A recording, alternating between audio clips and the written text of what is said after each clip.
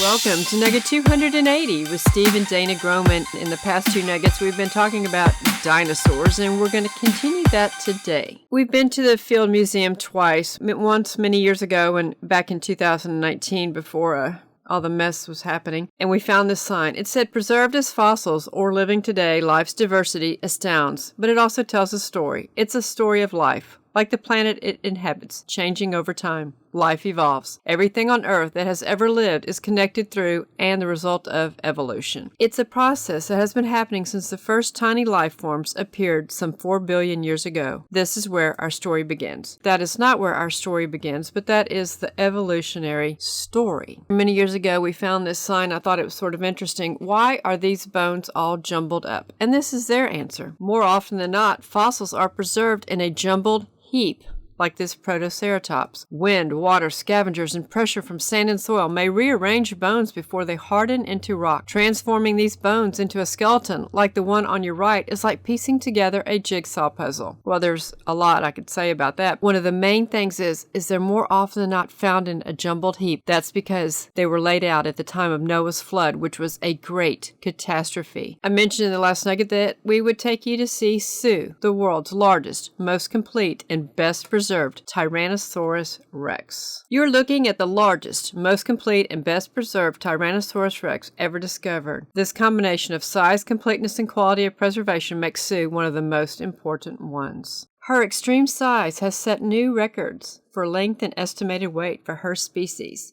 Most of Sue's bones are so well preserved that 67 million years after her death, you can still see fine surface details. These details help researchers to reconstruct what Sue might have looked like and how she moved when she was alive. Listen to that, how she might have looked, and that's in the past couple of nuggets. We're talking about how they might have looked like and what they might have looked like. And in our Way Back Wednesday, we presented how what they present in the movies and the images that evolution presents is probably not accurate. Sue's skeleton is over 90% complete. The more complete a skeleton is, the more information it contains, and the more it can teach us about how T-Rex lived. These are Sue's real bones. Only the skull and a few other bones are replicas. Sue's real skull is too heavy to place on the skeleton. Instead, it's on display in the balcony above you, where you can learn a lot more about Sue. Why isn't Sue's skull with the rest of her skeleton? This is Sue's real skull. At 600 pounds, it's too heavy to be mounted on the structure that holds the skeleton. So the real skull is here, and a replica skull is downstairs. Here's what the damaged areas of Sue's skull can and can't tell us. When Sue was found, her pelvis was resting on top of her snout. Scientists think that Sue may have died near a river and that rushing water flipped her pelvis onto her snout, crushing it. Could be the Great Flood. Holes in the jaw. These holes were made while Sue was alive. How do we know? The smooth, rounded edges show that the bones grew and healed. But what made these holes? Nobody knows for sure. At first, some folks thought they were bite marks, but scientists here at the Field Museum believe they were caused by some kind of disease. When we went back to the museum a couple of years ago, Sue was no longer the main attraction in the main hall. She had her own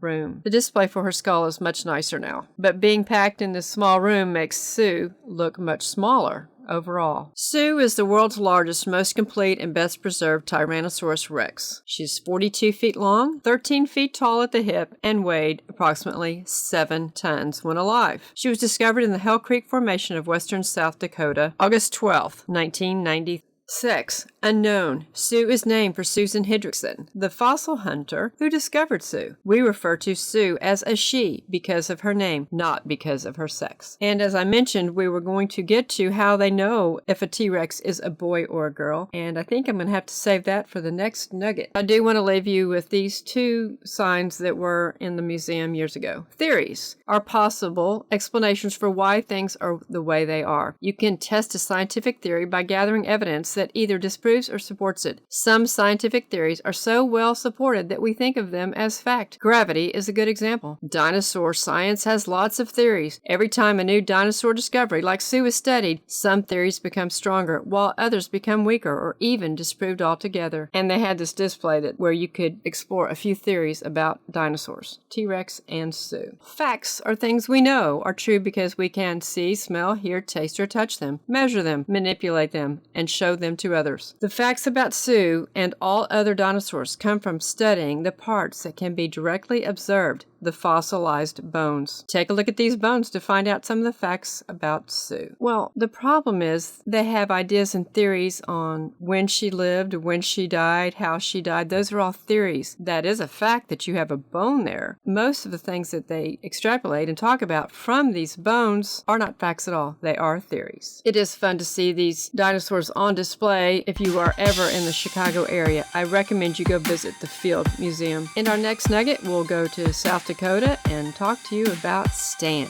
If you appreciate our content, tell others and repost on your social platforms. Thank you.